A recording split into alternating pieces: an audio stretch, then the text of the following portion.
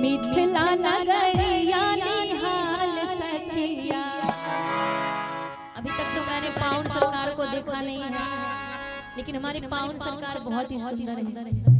क्योंकि मैं जब घर आई, यहाँ पे आई थी, तो सारे लोग बोल रहे थे कि हमारे जो दूल्हे सरकार है बड़े कमाल के हैं, बड़े सुंदर है, बड़े सुशील हैं, और उनके परिवार के लोग भी बहुत ही सुंदर हैं, बहुत ही सुशील हैं। जैसा मुझे सुनने को मिला मैंने वैसा ही अभी मैं देख रही हूँ। आप लोग बहुत ही अच्छे हैं, इसलिए कहना है हो आजो मिथिला नगरिया निहाल सखिया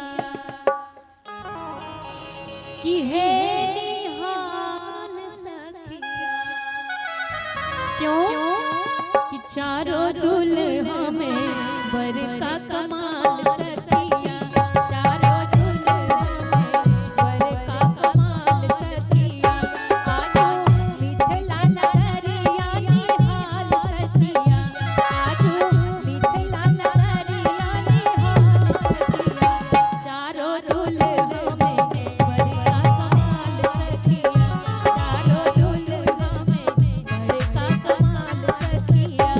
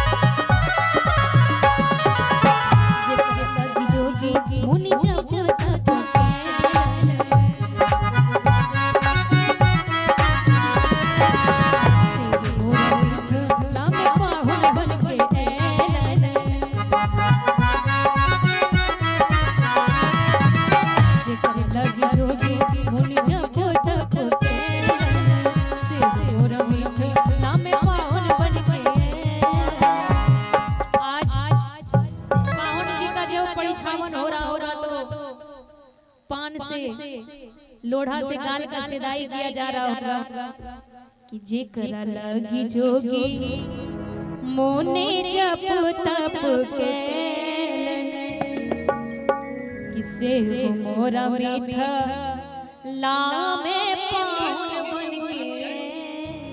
इसलिए कि आज लोढ़ा से सिदाई उनकर गाल सखिया हे आज लोढ़ा से सिदाई उनकर गाल सखिया। जिनका जिनका विवाह हुआ है उनको पता होगा कि जब परिछावन होता है तो बड़ा गाल सिदाया जाता है, एकदम गाल को टमाटर जैसा लाल बना दिया जाता है। ये सबके साथ होता है, जिनका विवाह हो गया होगा उनको पता होगा। ससुराल में बहुत मान सम्मान मिलता है जिस दिन शादी होता है। इसलिए कि जेकर लगी जोगी मुनि जप तप कैलन